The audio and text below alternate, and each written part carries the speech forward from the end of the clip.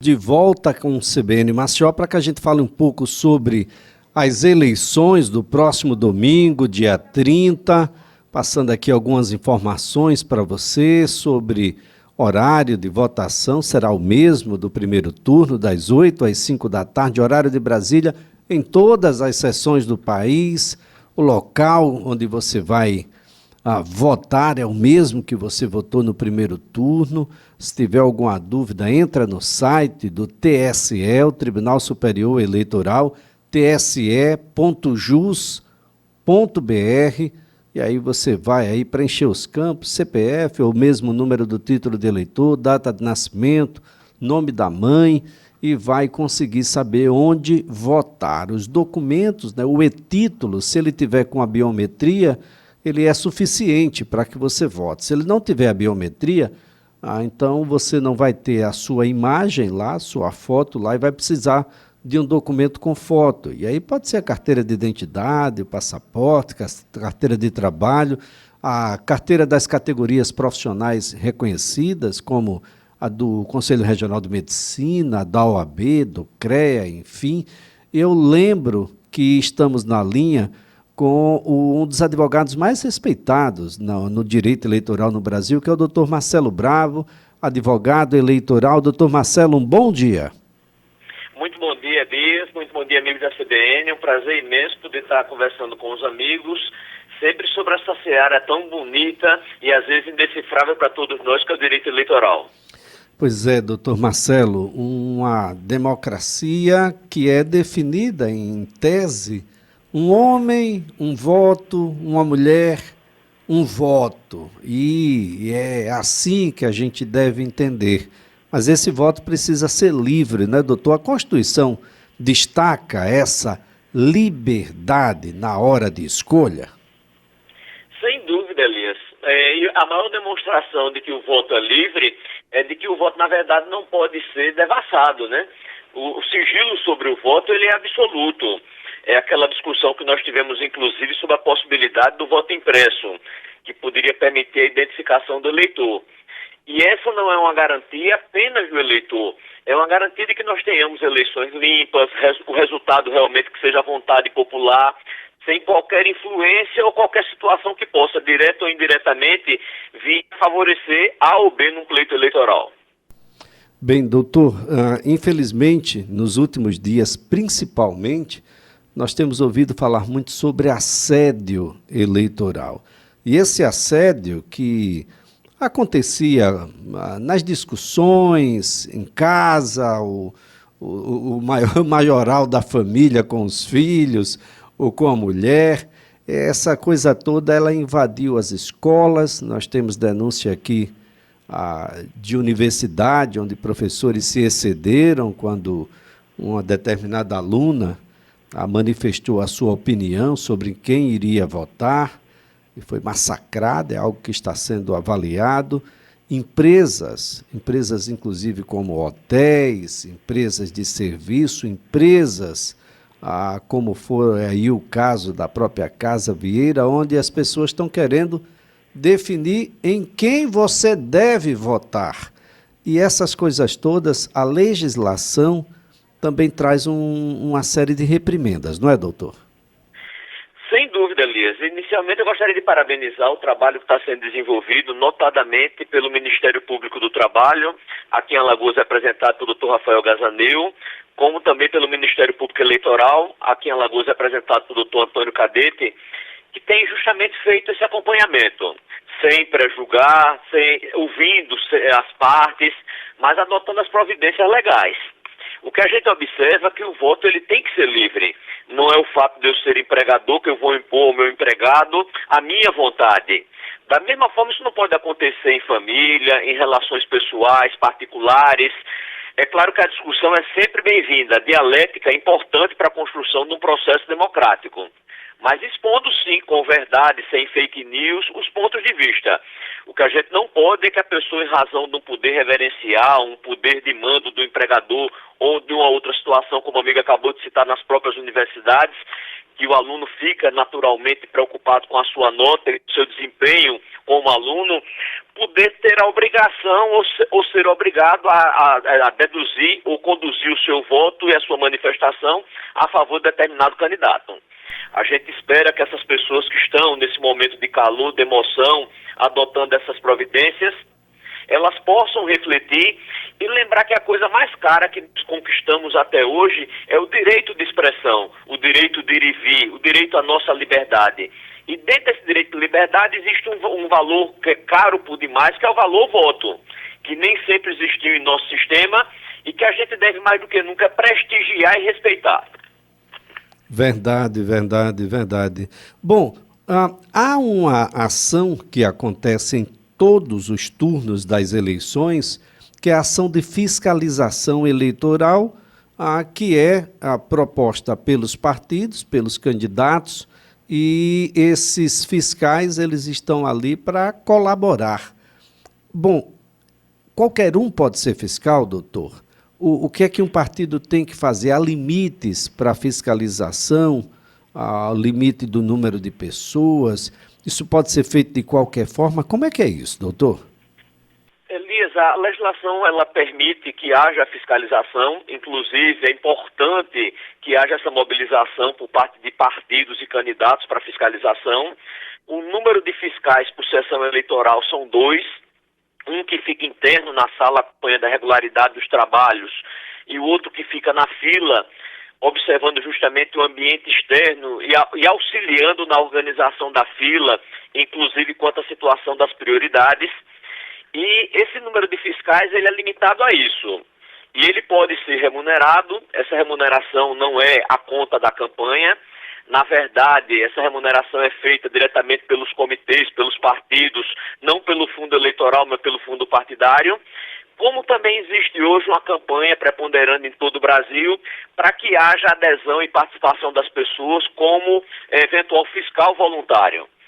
Então, o que a gente espera é isso, é que realmente possamos ter a fiscalização, lembrando sempre que os fiscais eles não podem atrapalhar no andamento das atividades eleitorais, e a finalidade deles é justamente isso, é observar a regularidade de todo o processo, de todo o procedimento, e fazer consignar nas eventuais atas alguma normalidade ou fato atípico que venha a ocorrer. Agora, doutor Marcelo, eu posso me autodeclarar um fiscal ou isso precisa ser uma comunicação oficial à Corte Eleitoral local? Não, isso tem que ser uma comunicação oficial. Inclusive, quem manda... você hoje em dia não habilita mais fiscais. O que você habilita, na verdade, são representantes do partido, da coligação ou do candidato, que eles possam expedir as credenciais. É o que a justiça exige. Desde que aquela pessoa que se deseja até mesmo voluntariar, ela procure o partido, a campanha, o candidato e obtenha uma credencial, ela pode participar livremente. Perfeito. Isso é super importante porque muitas vezes o fiscal se acha a própria autoridade eleitoral e excede nas suas ações. Isso tudo, ao invés de ajudar, conturba o processo. O fiscal ele tem um papel bastante limitado. Não pode ser a própria pessoa da mesa, ele não libera voto, não impede voto, e ele não é a autoridade eleitoral naquele local, ele é a observação para levar até a autoridade local qualquer inconsistência no processo de votação, não é isso, doutor? Perfeito, Elias, e justamente poder se comunicar com os próprios representantes da campanha, o eventual delegado, o jurídico, para aquelas situações excepcionais e extremas possam ser adotadas providências também necessárias e imediatas. A finalidade do fiscal é poder colaborar e contribuir com a regularidade e o andamento normal das atividades naquele dia das eleições. Bem, doutor Marcelo, em relação à votação no dia 30, qual é a ordem de votação? Quem vem primeiro? Primeiro vem o voto para governador e posteriormente para presidente. Naquelas situações que nós temos segundo turno também para governador, como é o caso aqui de Alagoas. Como é o caso aqui do estado de Alagoas, naturalmente. Doutor, eu não votei no primeiro turno, estou impedido de votar agora no dia 30? Não existe esse impedimento legal. O impedimento legal é apenas se o eleitor teve 3 votações consecutivas sem votar e nem pagou a multa nem justificou. Aí ele não estará habilitado no sistema. Mas no caso de ter sido apenas ausentou-se no primeiro turno e deseja votar no segundo, esse voto é plenamente regular e é possível. Propaganda eleitoral até que dia, doutor?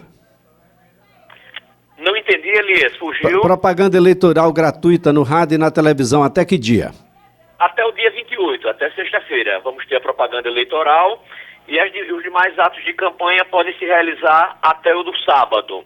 10 horas os atos de rua, 22 horas os atos de rua, e a internet você pode fazer a eventual veiculação até as 23 horas e 59 minutos. Perfeito. As entrevistas seguem essa mesma data da propaganda eleitoral gratuita?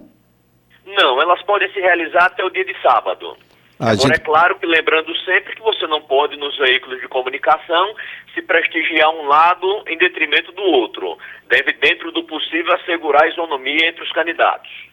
Perfeito. Essa é uma situação que a gente tem que levar em consideração. Bom, está proibido qualquer instrumento que possa gravar, que possa fotografar ou que possa devassar o voto quando você estiver na urna. Todos esses equipamentos têm como limite a mesa que libera o voto, é isso, doutor? Isso mesmo, Elia. E lembrando a todos que a eventual gravação, fotografar ou conseguir identificar de qualquer forma o voto, isso constitui-se crime. Lembrando que, inclusive, aqui em Alagoas aconteceu algumas situações no primeiro turno e a gente teve notícia recentemente pela imprensa de que, inclusive, uma das pessoas envolvidas se submeteu a um processo criminal e teve que adotar providências no sentido de se retratar sob pena de ter a possibilidade de ser condenado, com restrições em atos da sua vida civil e direitos. Olha só, então é uma situação que as pessoas precisam ter clara, de que isso é proibido aí, inclusive, o impulsionamento em determinado momento no dia, por exemplo, da eleição, a boca de urna. Você pode ir com a camisa que lembre o seu candidato? Pode, mas isso precisa também ter uma certa temperança, não é, doutor? Não pode ir em grupos, fazendo com as músicas que lembram os candidatos, essa manifestação mais ruidosa, ela definitivamente não é recomendável. Sem dúvida, Liz. O que a nossa legislação permite é que eu possa, como eleitor, fazer a minha identificação. Nada impede que eu faça a identificação. Só que essa identificação, ela é silenciosa. Eu não posso aglomerar, eu não posso me juntar com eventuais amigos, eu não posso naquele dia fazer divulgação de campanhas, com distribuição de material, me valendo dos cânticos relativos aos jingles de campanha, nada disso. A manifestação ela é individual e silenciosa e deve todos assim respeitar. Agora, doutor Marcelo, a eleição para o eleitor, ela termina de fato no dia 30, para partido, candidatos e advogados eleitorais. Bom, a eleição vai continuar mais um pouquinho. O que é que acontece? Chegamos ao resultado, 100% das urnas apuradas, o governador é fulano, o presidente é cicrano. Qual é a próxima data, que é a data esperada, e que os candidatos precisam cumprir alguns requisitos até lá?